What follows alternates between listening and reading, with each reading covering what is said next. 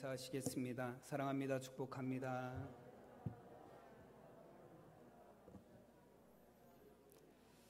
네, 감사합니다. 우리 사순절 첫 번째 주일, 이렇게 주일 2부 예배 참여하신 우리 성도님들 위해 하나님의 은혜가 충만한 시간 되시기를 바랍니다. 오늘은 우리가 누가복음 23장 33절에서 38절까지 말씀을 함께 봉독했습니다. 말씀의 제목은 용서의 십자가입니다. 우리 다 함께 제목을 따라 하시겠습니다. 용서의 십자가. 아멘. 우리가 사순절을 지나고 있습니다. 특별히 사순절은 우리가 예수님께서 십자가에서 죽으시고 부활하신 그 부활절을 전후로 해서 40일 동안 이제 부활주의를 준비하고 또 부활주의를 기념하는 절기입니다. 그래서 보통 우리가 사순절기에는 그 예수님의 고난과 부활을 기억한다는 의미로 우리가 함께 절제하고 또 금식하는 그런 절기를 보냅니다. 여러분, 이 사순절을 지나면서 예수님이 우리를 위해서 십자가에서 죽으신 그 십자가의 의미와 또 예수님의 사랑과 또 예수님이 우리를 위해서 베푸신 그 헌신의 의미를 깨달을 수 있는 절기가 되시기를 바랍니다. 또 여러분, 십자가가 고난으로 끝난 것이 아니라 죽음으로 끝난 것이 아니라 예수님이 십자가에서 죄와 사망의 권세를 이기시고 부활하셨음을, 그리고 우리에게도 그 부활의 소망을 주셔서 영생의 소망을 주셔서 우리가 그 부활의 소망으로 살아감을 늘 기억하는 우리 성도님들이 되시기를 간절히 축원합니다. 우리가 이 사순절을 지나면서 특별히 이 사순절 기간에는 예수님이 달리신 십자가의 의미에 대해서 한번 우리가 함께 살펴보면서 은혜를 함께 나누려고 합니다. 오늘은 특별히 사순절 첫 번째 주일을 맞아서 예수님의 십자가에 담겨져 있는 의미 첫 번째인 용서에 관해서 용서의 십자가라는 제목으로 우리가 함께 말씀을 나누도록 하겠습니다. 오늘 33절 말씀에 보면 해골이라 하는 곳에 이르러 거기서 예수를 십자가에 못 박고 두 행악자도 그렇게 하니 하나는 우편에 하나는 좌편에 있더라 말씀합니다. 여러분, 그 해골이라고 하는 언덕에서 예전 성경들을 보면 골고다 언덕이라고 표현한 그 언덕에서 예수님이 십자가에 못 박히셨습니다. 근데 예수님 혼자 십자가에 달리신 것이 아니라 예수님의 좌편과 우편에는 두 명의 사람들이 함께 십자가에 달렸다라고 말씀합니다. 오늘 33절 말씀에서는 그 사람들을 행악자라고 그렇게 말씀하고 있어요. 원어 성경을 보니까 행악자라는 게 어떤 의미냐면 그냥 악을 행한 사람들이라고 그렇게 되어 있더라고요. 근데 마태복음에 가보면 이 행악자라고 표현한 이 사람들을 뭐라고 이야기하냐면 강도라고 그렇게 이야기하고 있습니다. 그래서 그에 대한 설명을 쭉 찾아보니까 빼앗고 약탈하는 데 있어서 폭력을 아무렇지 않게 사용하는 사람들이라고 그렇게 설명이 되어 있어요. 여러분, 약탈하기 위해서 남의 것을 빼앗기 위해서 남을 때리고 또 심지어는 칼로 찌르고 죽이는 일까지도 서슴지 않게 했던 사람들이라는 거예요. 여러분, 예수님의 양옆에 달렸던 그 강도들, 그 행악자들은 왜 십자가에 달렸는지 우리가 충분히 알 수 있어요. 왜냐하면 그들은 그들의 죄의 대가로 십자가에 달리는 것이기 때문에 그렇습니다. 여러분, 당시에 예수님 당시에 십자가형은 아무에게나 내려지는 형벌이 아니었습니다. 이 십자가형은 극악한 죄인들에게만 내려지는 형벌이에요. 특히 로마의 처형법이기 때문에 로마 시민들은 그 십자가형이 너무나 극악한 그 사형 제도였기 때문에 로마 시민들은 아무리 큰 죄를 저질러도 십자가형을 당하지는 않습니다.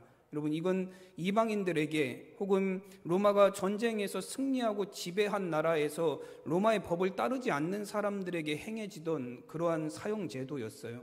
여러분, 이 예수님 옆에 달려있는 그 두 강도가 얼마나 악한 사람들이었는지, 그들이 행한 죄로 말미암아서 그들은 행악자였고 강도였기 때문에 십자가에 달렸다라고 그렇게 성경은 설명하고 있습니다. 여러분, 그러나 우리가 성경을 아무리 봐도 예수님이 왜 십자가에 달리셔야 됐는지 예수님의 죄목에 대해서는 나오지 않아요. 여러분, 유대인의 그 지도자들, 여러분 그 대제사장들과 장로들이 예수님을 고발한 내용들을 보면 예수님이 신성을 모독했다, 성전을 모독했다, 백성들을 선동해서 반란을 일으키려고 했다라는 그런 죄목으로 예수님을 고발했습니다. 그래서 예수님이 어디에 서게 되냐면 빌라도의 법정에 그래서 예수님이 서게 됐어요.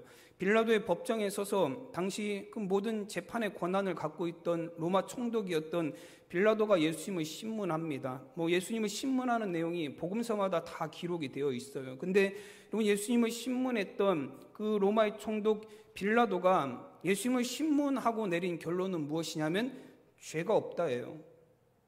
요한복음 18장 38절 말씀에 보면 빌라도가 이르되 진리가 무엇이냐 하더라. 이 말을 하고 다시 유대인들에게 나가서 이르되 나는 그에게서 아무 죄도 찾지 못하였노라 말합니다.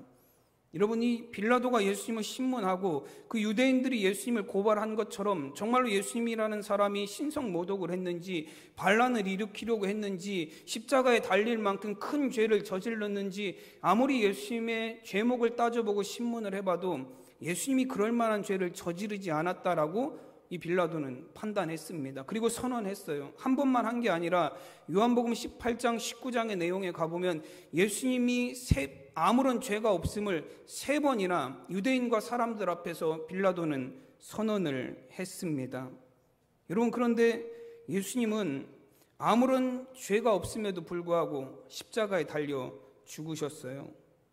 예수님을 재판한 빌라도조차 무죄라고 선언했는데 예수님은 십자가에 달려 죽으셨습니다. 그리고 예수님 스스로도 단 한 번도 자신은 죄가 없다라고, 나는 무죄하다라고, 나는 억울하다라고 예수님은 단 한 번도 항변하지 않으셨어요. 그냥 도살장으로 끌려가는 어린 양과 같이 예수님은 자신의 십자가를 지고 골고다 언덕까지 가셔서 그 십자가에 못 박혀 죽으셨습니다.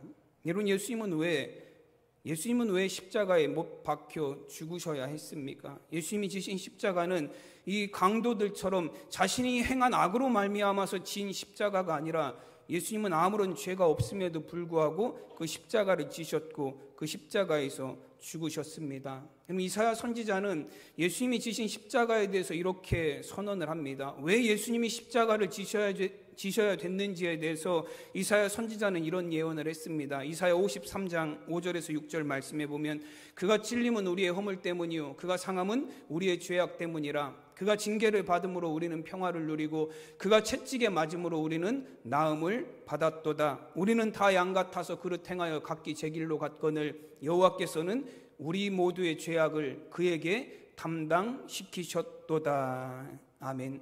여러분, 예수님은 우리의 죄악을 담당하시고 예수님은 우리의 죄악을 짊어지시고 그 십자가를 지셨다라고 말씀합니다. 예수님은 아무런 죄가 없으심에도 불구하고 우리의 죄를 대속하시기 위해서 그 십자가를 지셨고 그 십자가에서 우리의 죄를 대신하여서 그 죄의 값으로 죽임을 당하셨습니다. 여러분, 패션 오브 크라이스트라는 예수님의 순환이라는 영화가 이맘때쯤 되면 사순절이라든지 요맘때쯤 되면 TV에 많이 등장을 합니다. 여러 매체에도 많이 등장을 하고 교회들에서도 이제 아마 고난주간이나 성금요일이나 그런 때 아마 그 패션 오브 크라이스트 예수님의 순환이라는 영화를 틀어서 성도들에게 보여주기도 합니다. 여러분, 근데 그 영화를 제작한 멜 깁슨이라는 배우이자 이제 감독이기도 하고 제작자인 그 사람은 그 패션 오브 크라이스트라는 영화에서 자신의 손을 출연시켜요. 다른 부분은 하나도 출연을 안 하는데 자신의 손이 그 영화에 나오도록 만들었어요. 어떤 손이냐면 로마 병정이 예수님을 십자가에 못 박는 손, 그 손으로 자신의 손을 출연을 시킵니다. 여러분, 이 멜 깁슨이라는 사람이 그런 제작 기법을 통해서 나타내고자 했던 것은 무엇이냐면 예수님을 십자가에 못 박은 사람은 바로 나라는 거예요. 예수님이 십자가에서 죽으셔야 했던 이유는 다른 이유가 아니라 나의 죄 때문에 예수님이 십자가에 달리셨고 나의 죄 때문에 예수님이 십자가에 못 박힘을 당하셨다라는 것, 그걸 나타내기 위해서 예수님을 십자가에 못 박는 로마 병정의 손을 자신의 손으로 표현했어요. 여러분, 이것은 우리에게 주는 의미도 있습니다. 여러분, 예수님이 왜 십자가에 죽으셔야 했고 아무 죄도 없으신 예수님이 왜 십자가에 달리셔야 했습니까? 우리의 죄를 대신 지시고 예수님은 십자가에 달리셨습니다. 그리고 예수님이 십자가에 죽으심으로 우리의 죄가 용서받았습니다. 아무런 죄가 없으신 예수님이 십자가에 달리신 이유는 우리의 죄를 대신하시기 위함이었고, 예수님의 십자가에 죽으심으로 우리는 죄사함 받았고 우리의 죄는 용서받았습니다. 그래서 예수님의 십자가는 용서의 십자가예요. 그래서 예수님의 십자가 하면 우리가 떠올리는 것이 무엇이냐면 가장 먼저 대속이에요. 우리의 죄를 대신 속하여 주셨다라는 것입니다. 여러분, 예수님의 십자가는 우리의 죄를 씻으신 십자가이고 우리를 죄에서 구원하신 용서의 십자가입니다. 오늘 34절 말씀에서도 예수님은 십자가에 달리셔서도 예수님은 용서의 기도를 하고 계십니다. 이에 예수께서 이르시되 아버지 저들을 사하여 주옵소서, 자기들이 하는 것을 알지 못함이니이다 하시더라. 그들이 그의 옷을 나눠서 제비 뽑을세라고 말씀합니다. 여러분, 예수님은 지금 용서의 기도를 십자가 위에서 하고 계십니다. 근데 예수님이 지금 용서해 달라고, 저들이 하는 자신의 죄가 무엇인지 알지 못합니다. 아버지 저들의 죄를 용서하여 주시옵소서라고 기도하는 대상들은 어떤 사람들입니까? 정말로 용서받을 만한 자격을 가진 사람인가요? 자신의 죄를 깨닫고 회개하는 사람들을 향해서 예수님이 죄사함의 기도를 하신 것입니까? 그렇지 않습니다. 예수님의 기도에도 나타나 있듯이 자기들이 하는 일이 무엇인지, 자신들이 저지르는 것이 얼마나 큰 죄인지조차도 알지 못하는 사람들을 향해서 예수님은 용서의 기도를 하셨어요.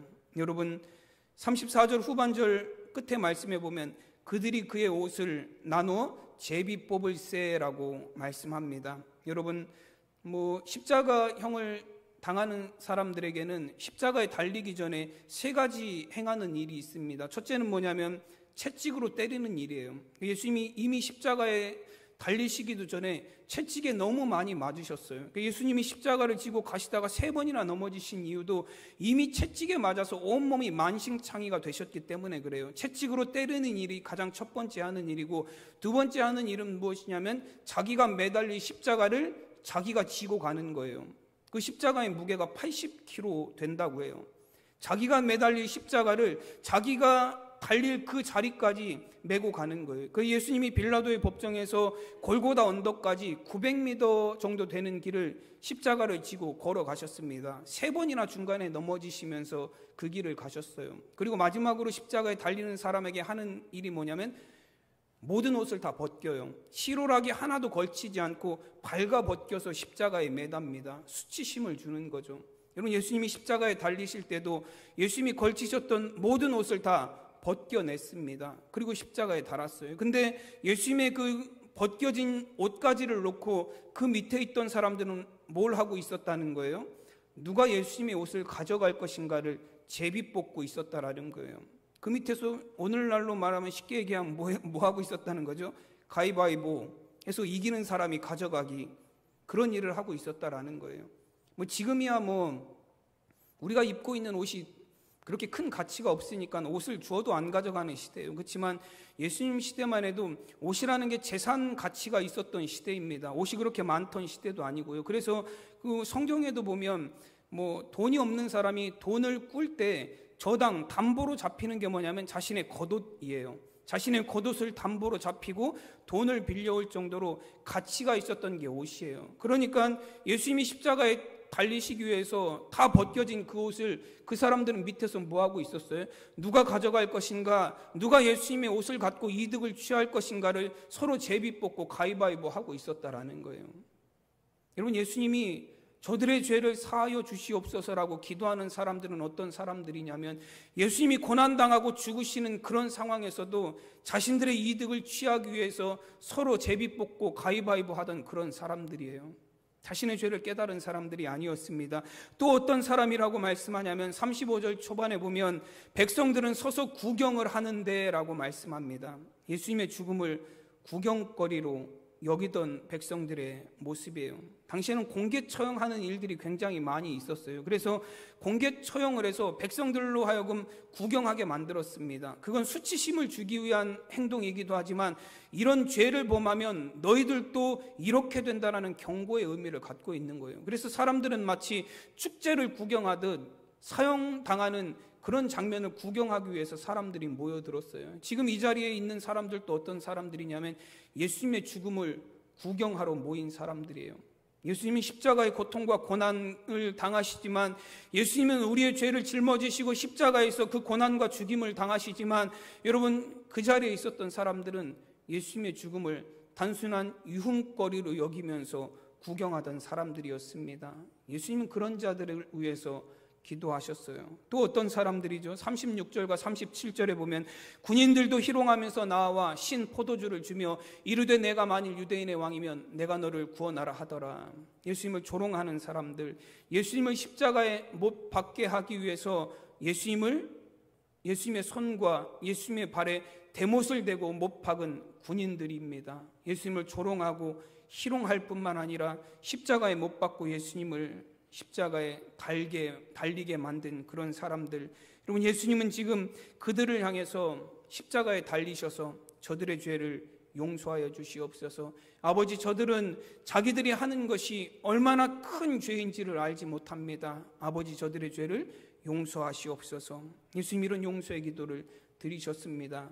예수님의 용서는, 예수님이 십자가에서 드리신 용서의 기도는 그 용서를 받을 만한 자격을 가진 사람이 아니라, 그 자신의 죄를 깨닫고 회개하고 돌아온 사람들이 아니라, 심지어는 자신들이 어떤 죄를 저지르는지 알지조차도 못하는 사람들을 위해서 예수님은 기도하셨고 그들의 죄를 용서하여 주셨습니다. 여러분, 예수님의 십자가는 모든 사람의 죄를 용서하는 십자가입니다.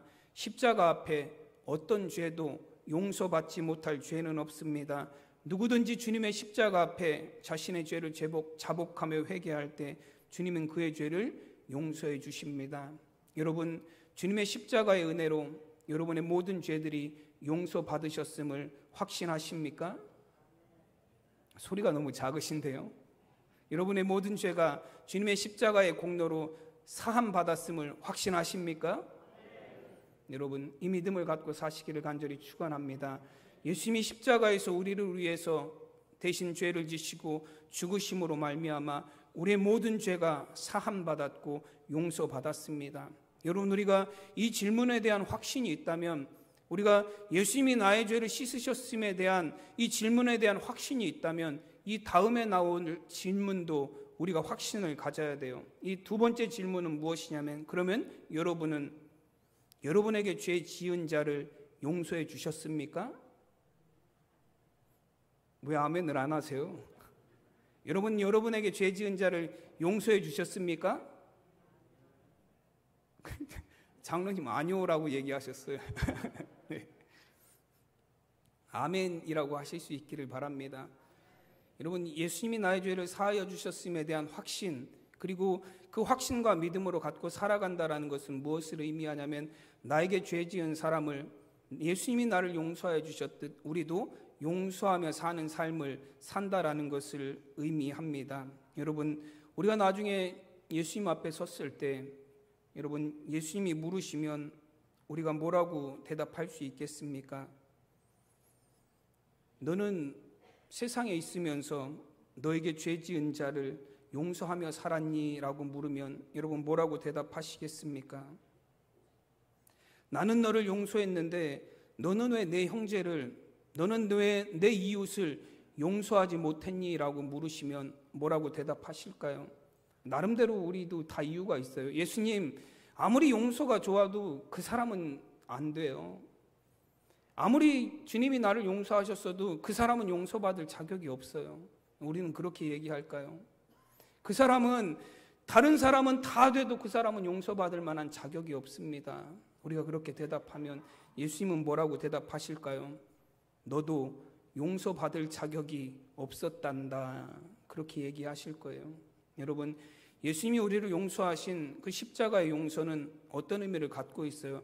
우리는 용서받을 만한 자격을 갖지 못했지만, 우리는 용서받을 만한 어떤 조건도 갖지 못했지만, 예수님은 우리를 위해서 자신의 목숨을 내어주심으로 우리의 죄를 대속하여 주셨습니다. 여러분, 그리고 우리를 향해서 하시는 말씀은 무엇이냐면, 너희도 이렇게 용서하는 삶을 살아야 된다라고 말씀합니다. 여러분, 예수님은 우리가 서로 용서하며 살기를 원하신다라는 거예요.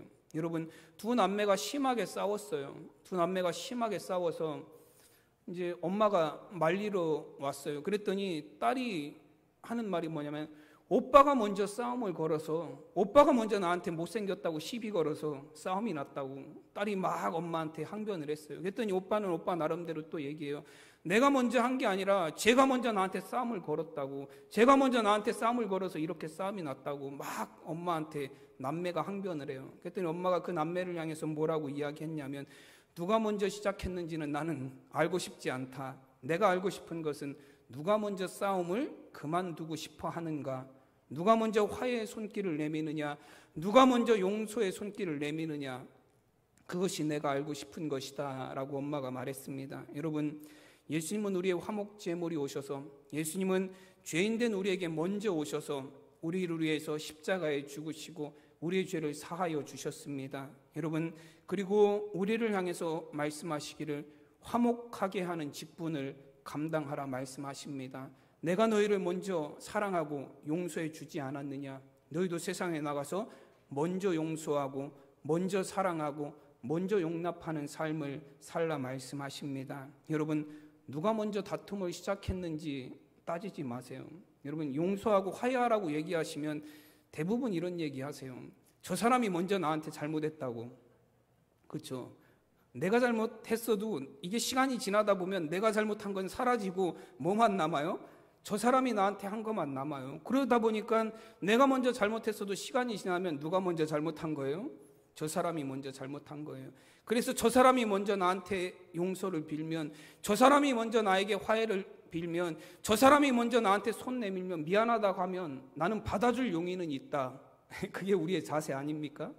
그리고 나서 우리는 아무런 문제가 없다고 생각해요. 근데 여러분, 그건 큰 문제예요. 예수님도 우리를 먼저 사랑해 주셨어요. 그리고 먼저 용서해 주셨습니다. 우리가 해야 될 일도 무엇이냐면 우리가 먼저 손을 내미는 거예요. 내가 잘못했냐, 그 사람이 잘못했냐는 중요한 게 아니에요.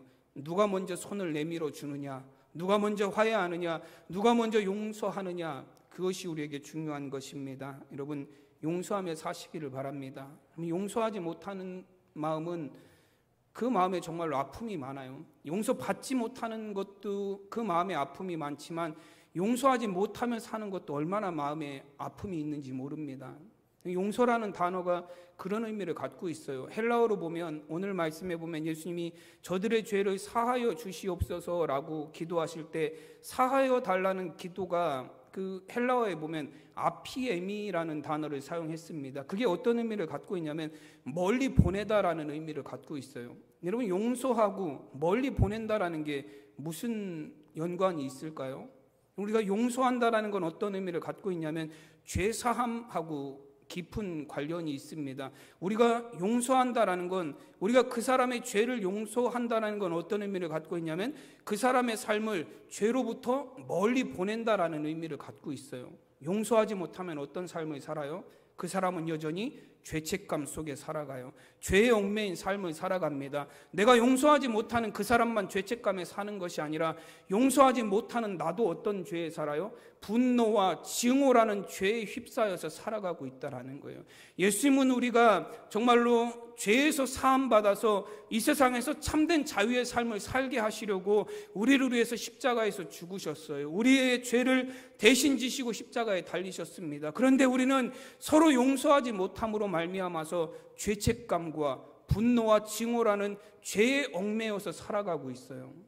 여러분, 이건 예수님이 십자가에서 죽으신 십자가의 의미를 그리스도인들이 전혀 이해하지 못하고 사는 삶을 사는 거예요. 예수님이 나의 죄를 십자가에서 씻으심으로 나의 모든 죄가 사함받았고 내가 구원받았고 이제는 내가 죄에서 자유한 삶을 산다라는 건 무엇을 의미하냐면 내가 누군가를 용서하며 산다라는 걸 의미합니다. 용서함으로 진정한 자유를 누리며 산다라는 거예요. 여러분, 용서라는 단어가 헬라어에 보면 또 한 가지가 있어요. 우리가 아피에미 말고 카리조마이라는 단어가 있습니다. 카리조마이라는 단어는 어디에서 나왔냐면 카리스라는 헬라어에서 나온 단어예요. 여러분, 우리가 헬라어는 잘 모르지만 카리스는 많이 들어본 것 같지 않으세요? 네, 카리스마. 네, 그렇죠. 카리스마라는 단어도 카리스에서 나온 거예요. 그럼 카리스라는 단어가 어떤 의미를 갖고 있냐면 은혜라는 의미를 갖고 있어요. 카리스마 있는 사람은 어떤 사람이 카리스마 있는 사람이에요? 은혜가 충만한 사람이 카리스마 있는 사람이에요. 매력이잖아요. 카리스마가 왠지 이끌리는 사람, 왠지 가까이 하고 싶은 사람, 왠지 따르고 싶은 사람이 카리스마 있는 사람이에요. 지도력 있는 사람. 근데 성경에서는 그런 카리스마 있는 사람은 어떤 사람이냐면 하나님이 주시는 은혜가 충만한 사람이 카리스마 있는 사람이에요. 따르고 싶은 사람이고 가까이 하고 싶은 사람입니다. 매력 있는 사람이에요. 카리즈마에도 그런 의미예요. 어떤 사람이 용서하면서 살 수 있냐면 하나님이 우리에게 베풀어 주신 은혜로, 그 용서의 은혜로 충만한 사람이 용서하며 살 수 있어요. 정말로 하나님이 나에게 베풀어 주신 은혜로 용서함 받았다라는 확신을 가진 사람들이, 그 용서의 은혜가 충만한 사람들이 세상에 나가서도 은혜를 베풀며 살 수 있습니다. 그 용서의 은혜가 충만한 사람은 나에게 잘못하고 나에게 죄 짓는 것 그렇게 심각하게 받아들이지 않아요. 근데 그 용서의 은혜가 없으면 어때요? 날카로워져서 한마디만 잘못해도 탁탁 쏘아 붙이죠. 뭐라고? 해가면서 제가 그건 연기가 잘 안 되는데요. 말 한마디만 잘못해도 탁탁 삐지고 토라져서 평생을 안 봐요. 난 이제 저 사람하고 평생 말 한마디도 안 할 거야. 별거 아닌 한마디인데 왜 그렇죠? 내 안에 은혜가 없기 때문에 그래요. 하나님이 나를 죄에서 구원하신, 자격 없는 나를 죄에서 구원하셔서 생명을 살게 하신 그 하나님의 은혜가 우리 안에 부족하기 때문에 그래요. 여러분, 그래서 은혜가 충만한 사람들은 용서하며 살아갑니다. 그것이 그렇게 크게 여겨지지 않아요. 나를 비난하고 때로는 나를 욕하고 때로는 나에게 돌을 던져도 그게 그렇게 크게 여겨지지 않아요. 왜냐하면 하나님은 은혜로 나를 구원하셨고 나를 죄에서 건져주셨기 때문에 그렇습니다. 여러분, 죄로부터 우리를 구원하신 그 하나님의 은혜를 나누며 살아가는 성도님들이 되시기를 바랍니다. 하나님이 베푸신 그 큰 은혜를 우리는 다 갚을 수 없어요. 그러나 우리가 그 은혜를 나누며 살 수는 있습니다. 그래서 우리가 그 은혜를 나눔을 통해서 하나님의 그 구원의 은혜가 온 세상에 가득하게 만드는 것, 그것이 하나님의 은혜를 베풀며 갚으며 사는 성도의 삶인 줄로 믿습니다. 여러분, 고린도후서 2장 10절에서 11절까지 말씀해 보면 사도 바울은 이런 말을 합니다. 너희가 무슨 일에든지 누구를 용서하면 나도 그리하고 내가 만일 용서한 일이 있으면 용서한 그것은 너희를 위하여 그리스도 앞에서 한 것이니 이는 우리로 사탄에게 속지 않게 하려 함이라. 우리는 그 계책을 알지 못하는 바가 아니로다 말씀합니다. 여러분, 이 고린도후서 2장 10절에서 11절 말씀의 핵심은 무엇이냐면 사탄은 계략을 써서 우리를 속이고 있다라는 거예요. 어떻게 속이고 있다는 거죠? 용서하지 못하도록 속이고 있다라는 거예요. 우리가 용서하지 못하며 사는 것은, 우리가 계속해서 미움을 간직하며 사는 것은, 우리가 계속해서 누군가를 원망하는 마음을 내려놓지 못하는 것은 사단이 우리를 속이고 있는 사단의 계략이라는 거예요. 우리가 용서하지 못하고 우리가 계속해서 미워하고 우리가 계속해서 원망하고 그 사람과 대적함을 통해서 관계가 끊어지고 분열이 되고 하나님이 이 땅에서 우리에게 누리라고 주신 천국의 삶을 누리지 못하게 하는 거예요. 여러분, 싸우면서 사는 거 정말로 어려운 삶이에요. 잠언서에서도 뭐라고 말씀하시죠? 다투는 여인하고 사는 것보다 어디 가서 사는 게 낫다고요? 다투는 여인하고 화려하게 사는 것보다 혼자 사는 게 낫대요. 움막에 가서. 여러분, 제육을 먹으면서 다투는 것보다 마른 떡 한 조각을 먹어도 화평한 게 낫다라는 거예요. 여러분, 싸움이라는 것이, 다툼이라는 것이, 분열이라는 것이, 서로 미워하는 것이 얼마나 우리에게 여러분 스트레스가 되고 힘든 일인지 몰라요. 그것만큼 힘든 일이 없어요. 육체 노동보다 더 힘든 게 싸우는 일이에요. 말다툼 20분, 30분 한번 해보세요. 해보라는 건 좀 그런가요? 네. 해보시지 마시고 해봤던 경험들을 떠올려 보세요. 어떠신가요? 한 20분, 30분 누구하고 말다툼 조금 하고 나면 무슨 나가서 노동을 한 8시간 한 것 같이 피곤해요. 온몸이. 그게 우리 몸에 주는 영향력이에요. 여러분, 싸움과 다툼이라는 것은 우리 안에 평안을 깨는 것이고 우리 몸과 영혼의 모든 밸런스를 깨는 행위예요. 그래서 사단은 우리에게 계속해서 속여요. 용서하지 말아라. 그 사람 용서받을 자격 없지 않냐? 너한테 어떤 일을 했는데 네가 용서하려고 그래. 용서하지 마. 용서하는 건 네가 손해보는 일이야. 근데 결국엔 용서 안 하는 게 어떤 거죠? 그게 나에게 엄청난 손해예요. 내 건강뿐만 아니라 내 영과 육이 지옥으로 떨어지게 되는 큰 손해를 우리에게 주는 것이 사단의 계략이에요. 사단은 그렇게 계략을 통해서 우리가 용서하지 못하면 살게 만듭니다. 여러분, 찬송가 438장에 보면 내 영혼이 은총 입어라는 찬양이 있어요. 그 후렴의 가사에 보면 할렐루야 찬양하세 내 모든 죄 사함 받고 주 예수와 동행하니 그 어디나 하늘나라라는 찬양입니다. 여러분, 우리가 이 땅에 살면서 하나님의 자녀가 되었다라는 건, 구원받았다라는 건 이 세상에 살면서도 이 세상에서도 천국의 삶을 누리며 산다라는 걸 의미합니다. 그런데 세상 천국이, 우리의 가정 천국이, 내가 살아가는 삶의 자리에서 삶의 천국이 어떻게 이루어지냐면 죄 사함을 통해서 이루어진다라는 거예요. 서로 용서할 때에 그것이 천국이 될 수 있습니다. 용서하지 못하는 곳은 반대로 어디가 돼요? 지옥이 돼요. 우리 가정에 서로 용서하지 못한, 남편이 아내를 용서하지 못하고 아내가 남편을 용서하지 못하고 부모가 자녀를 용서하지 못하고 자녀가 부모를 용서하지 못하고 그 가정은 어떤 곳이에요? 지옥이에요. 여러분, 그러나 서로 용서하는 가정, 남편이 아내를 용서해주고 아내가 남편을 용서해주고 자녀가 부모를 용서해주고 부모가 자녀를 용서하고 용납해 줄 수 있는 그 가정이 천국입니다. 그리고 주님과 함께 주님 안에서 동행하는 그곳, 여러분, 그 가정이 천국이고 하나님의 나라인 줄로 믿습니다. 여러분, 교회는 또 여러분의 가정은 이 땅에 세워진 천국의 모형이에요. 어떻게 천국을 우리가 이루어 갈 수 있습니까? 서로 용서하고 용납함으로 하나가 되어 주님과 동행하는 삶을 살 때 여러분의 가정이, 또 우리의 삶이, 하나님 세우신 귀한 교회가 이 땅에서 천국을 이루는 곳이 될 줄로 믿습니다. 제가 인터넷에서 이런 글을 봤어요. 이제 초등학교에 입학한 딸이 맨날 나가서 노는 거예요. 그래서 엄마가 시간을 정해줬어요. 너 5시까지만 놀다가 들어와라. 시간을 정해줬어요. 그리고 내보내면 얘가 맨날 놀다가 항상 늦어요. 5시까지 들어오라고 하는데 애가 6시, 6시 반 매번 늦는 거예요. 그래서 엄마가 어느 날은 아이를 한번 혼내줘야 되겠다 생각해서 회초리를 들었어요. 종아리를 아이를 막 때렸어요. 그랬더니 아이가 엄마 한 번만 용서해 주세요. 다시는 그러지 않을게요. 그래서 엄마가 너무 화가 나서 엄마라고도 하지 마. 네가 지금 엄마 말 안 듣는 게 몇 번인데 엄마라고 해. 나는 이제 더 이상 네 엄마가 아니야 하면서 막 때렸어요. 그랬더니 아이가 엄마를 향해서 뭐라고 이야기했냐면 엉엉엉 아줌마 용서해 주세요. 네. 아줌마 다시는 안 그럴게요. 지금 아이에게 중요한 건 뭐예요? 엄마고 아줌마고 용서해 달라는 거예요. 엄마도 좋고 아줌마도 좋으니까 지금 제발 나 좀 용서해 줘서 이 회초리 매 맞는 것 좀 끝내달라는 게 아이의 요구예요. 여러분, 세상에는 지금도 용서받지 못해서 고난 가운데 있는 수많은 사람들이 있습니다. 지금도 용서받지 못한 상처가 가득한 마음으로 살아가고 있는 수많은 사람들이 있어요. 여러분, 그런 사람들이 우리에게 어떤 사람들이에요? 가까운 사람들이에요. 여러분, 멀리 있는 사람과 원수 될 일 없어요. 여러분, 저 바다 건너편에 있는 사람하고 우리가 원수 될 일이 뭐가 있습니까? 우리의 원수가 가까운 데 있어요. 예수님도 우리의 원수가 우리의 가족 중에 있다라고 말씀하셨잖아요.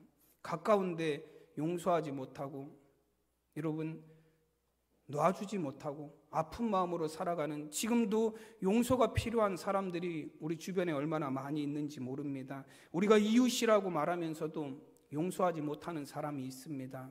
우리가 부모님이라고 부르면서도, 자녀라고 부르면서도, 형제라고 부르면서도 용서하지 못하는 사람들이 있어요. 여러분, 어찌 그것이 우리의 진정한 형제이고 이웃일 수 있겠습니까? 친구라고 말하면서도 여전히 앙금을 가지고 살아가는 우리의 관계가 있습니다. 여러분, 우리는 모두 용서받아야 하고 또 용서하며 살아야 합니다. 그것이 우리를 죄로부터 완전한 해방을 누리고 자유함을 누리게 합니다. 예수님은 우리의 죄를 사해 주셨는데, 예수님은 우리를 자유케 하시기 위해서 우리의 죄를 모두 사해 주셨는데, 우리가 용서하지 못함으로 우리는 여전히 죄에 얽매인 삶을 살아가고 있어요. 여러분, 이건 참된 용서의 삶이 아닙니다. 주님께서 십자가에서 우리의 모든 죄를 용서하시고 사하여 주셨듯 여러분 우리도 용서함으로 주님이 십자가에서 이루신 그 죄사함 용서의 은혜를 누리며 살아갈 수 있는 우리 성도님들이 되시기를 간절히 축원합니다. 우리가 서로 용서함으로 주님이 베푸신 죄사함의 은혜를 마음껏 누리며 살아가는 우리 성도님들 되시기를 간절히 축원합니다. 기도하겠습니다. 하나님의 은혜와 사랑을 감사드립니다. 사순절 첫 번째 주일 예수님의 십자가의 의미에 대해서 함께 말씀을 나누었습니다. 예수님 아무런 죄가 없으시지만 우리의 죄를 대신 지시고 십자가에서 죽으셨습니다. 예수님의 십자가의 공로로 말미암아 우리의 죄가 사함 받았고 우리가 용서함 받아서 하나님의 자녀로 이 땅에서도 구원의 은혜를 누리며 살아가게 된 줄로 믿습니다. 주님의 용서함을 받은 우리 세상에 나가서도 우리의 이웃과 우리의 형제들과 우리의 가족들을 용서하며 살아가는 삶이 되기를 원합니다. 우리의 마음의 응어리들과 우리의 마음의 상처들과 우리의 모든 아픔들을 하나님 우리가 용서하게 하시고 깨끗이 씻어내어 하나님의 자녀로 정말로 하나님이 주시는 죄사함의 은혜를 누리며 살아가는 우리 성도님들 되게 하여 주시옵소서. 우리의 가정이 천국이 되게 하시고 우리의 교회가 천국이 되게 하시며 우리의 삶의 자리가 천국이 되게 하여 주시옵소서. 감사하며 우리 주 예수 그리스도의 이름으로 기도드리옵나이다. 아멘.